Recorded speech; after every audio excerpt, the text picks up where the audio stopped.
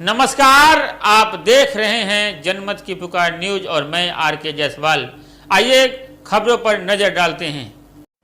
शराब कारोबार से राजस्व घाटा पूर्ति करेगी दिल्ली सरकार। कोरोना से दिल्ली सरकार को हुआ राजस्व का घाटा। शराब की दुकानों की बोली लगवाकर 10,000 करोड़ की कमाई करेगी दिल्ली सरकार। मनीष सिसोदिया ने बताया पूरा प्लान। दिल्ली में नई आबकारी नीति लागू होने के बाद अब शराब के कारोबार में कई बड़े बदलाव किए जा रहे हैं। शराब की बिक्री के लिए दिए जाने वाले लाइसेंस को लेकर भी नए मानक तैयार किए गए हैं। साथ ही मौजूदा प्राइवेट और सरकारी शराब की दुकानों को भी चरणबद्ध तरीके से बंद करने की योजना पर काम किया जा रहा है। दिल्ली के उप मुख्यमंत्री मनीष सिसोदिया ने कहा है कि राज्य सरकार ने कोविड-19 महामारी के चलते पिछले साल 41% कम राजस्व हासिल किया। उन्होंने कहा कि चालू वित्त वर्ष में मिला राजस्व 23% कम है। देखिए पूरी खबर।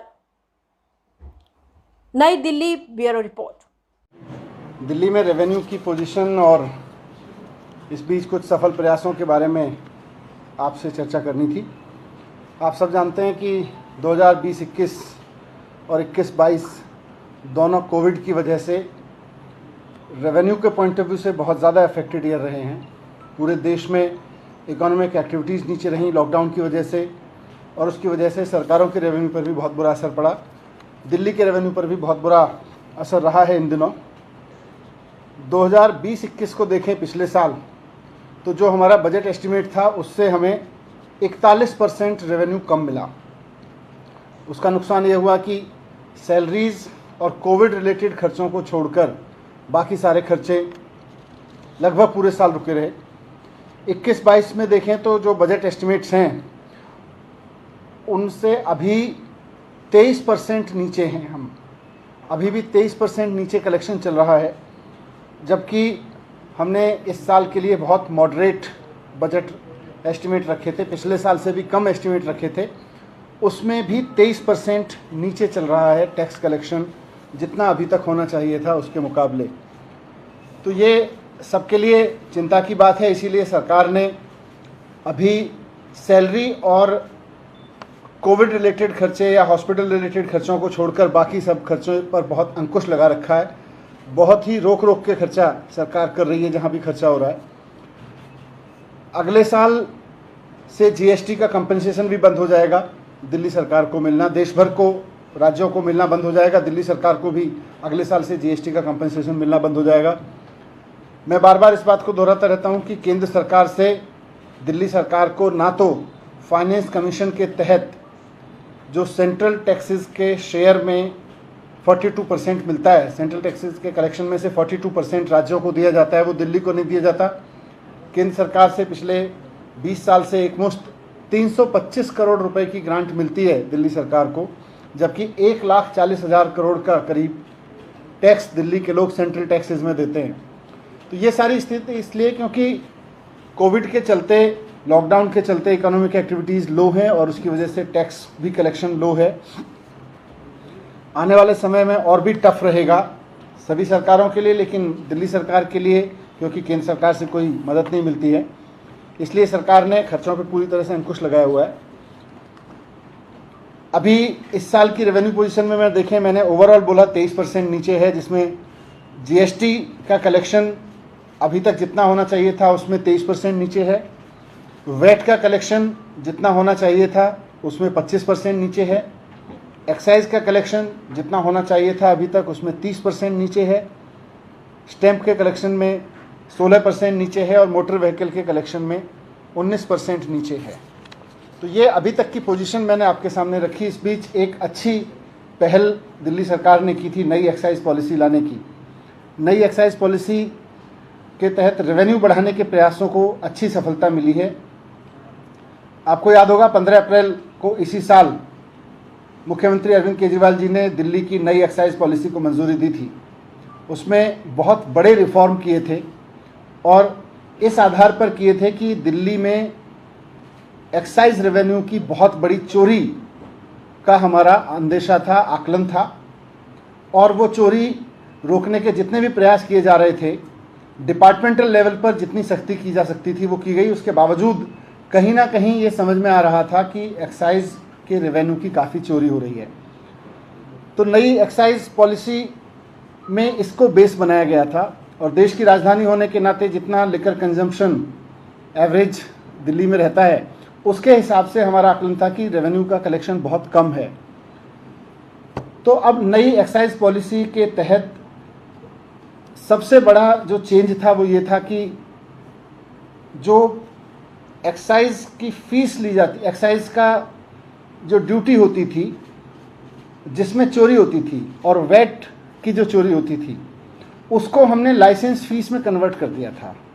अभी तक लाइसेंस फीस बहुत नॉमिनल होती थी, 8 लाख रुपए 10 लाख रुपए की, और उसके बाद फिर 300% 250% की एक्साइज फीस होती थी, वैट होता था। हायर रेट्स होने की वजह से उसमें चोरी का इंसेंटिव था।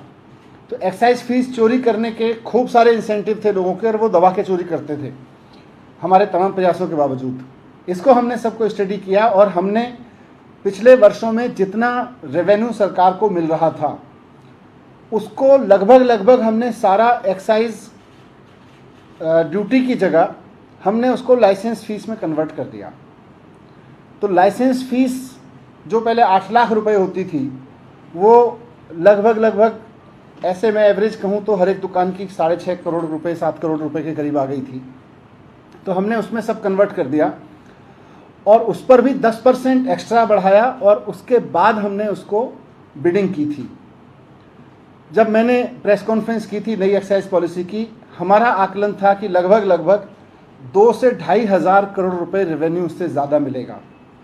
लेकिन मुझे बताते हुए बहुत खुशी हो रही है कि इस पूरे प्रयास से, नई एक्साइज पॉलिसी के रिवोल्यूशनरी रिफॉर्म से सरकार को अगले साल से, माने अगले 12 महीने में, जो अभी तक बीत गया साल, 12 महीने के लिए पॉलिसी उस तरह के साइकिल में देखेंगे तो एक साल के 12 महीने के पीरियड में लगभग 3.5 हज़ार करोड़ रुपए एक्स्ट्रा रेवेन्यू मिलेगा, जो कि अपने आप में बहुत रिवोल्यूशनरी है।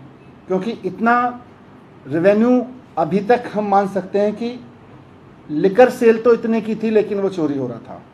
और वो कैसे चोरी हो रहा था मैंने उसकी पूरी डिटेल मैंने पिछली बार रखी थी, फिर से थोड़ा सा अंडरलाइन कर देता हूँ कि दिल्ली में 2016 के बाद अरविंद केजरीवाल जी की सरकार की नीति के कारण कोई नई शराब की दुकान नहीं खोली गई। पहले से जो दुकानें चली आ रही थीं उनका पैटर्न ये था कि एक म्युनिसिपल वार्ड में 10-10, 15-15 दुकान भी थीं और बहुत सारे वार्ड्स में बिल्कुल दुकानें नहीं थीं। उनका पैटर्न ये था कि जहाँ भी वो दुकानें थीं, जहाँ भी दुकानें नहीं थी वहाँ इलीगल दुकानें चल रही थीं। 850 के करीब लीगल दुकानें पूरी दिल्ली में, लेकिन करीब 2000 दुकानें लोग इलीगली अपने घर से, गोडाउन से चोरी छिपे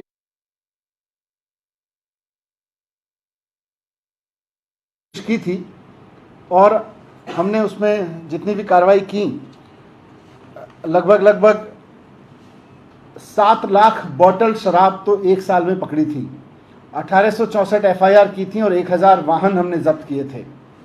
ये सब सख्ती करने के बावजूद कहीं उसका बड़ा इंसेंटिव था, इसलिए हमने सारी टैक्स को लाइसेंस फीस में कन्वर्ट कर दिया। अब सरकार को वो पैसा और उससे बढ़ा हुआ पैसा लाइसेंस फीस में मिलेगा। तो 20-21 तो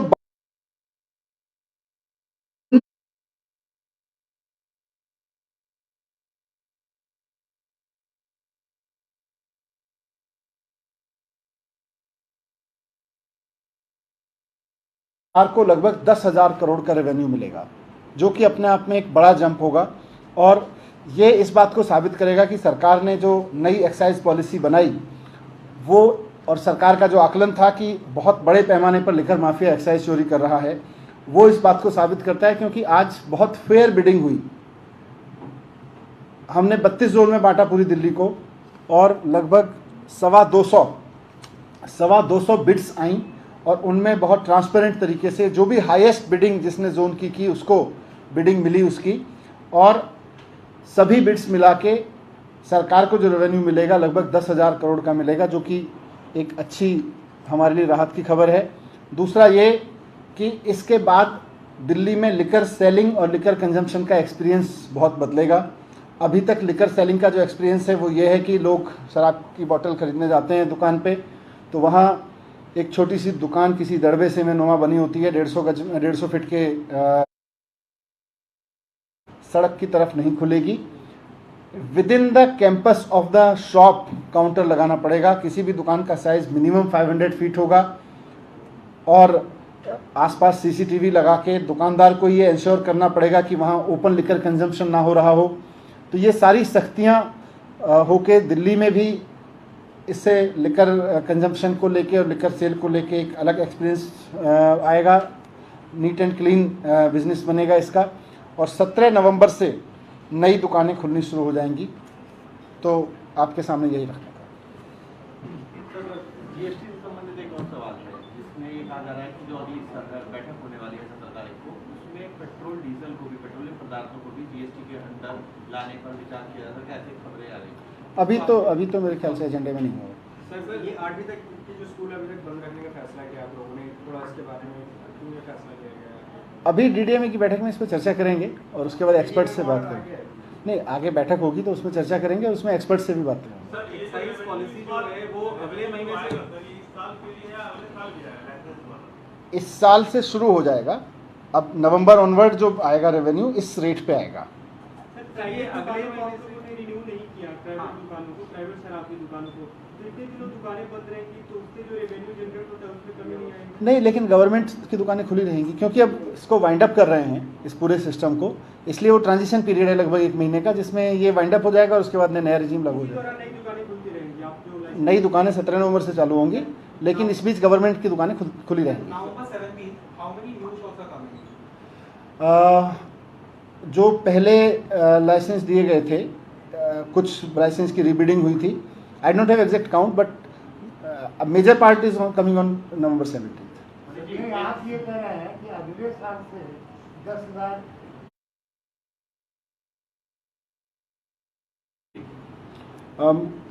मुझे लगता है गवर्नमेंट स्कूल के प्रति लोगों का कॉन्फिडेंस बढ़ा है। पिछले वर्षों में जो गवर्नमेंट स्कूलों के नतीजे आए और जिस तरह से पढ़ाई का स्तर सुधरा है, उससे लोगों का कॉन्फिडेंस बढ़ा है कि लोग अपने बच्चों को प्राइवेट से गवर्नमेंट स्कूल में डाल सकते हैं। पर अभी क्योंकि एडमिशन प्रोसेस चल रही है, तो इसमें जो भी फाइनल आंकड़े होंगे वो एक बार एडमिशन प्रोसेस कुछ कंक्लूजन की तरफ बढ़े तो मैं आपके सामने रखूँगा। सर डीडीए ने लैंड पॉलिसी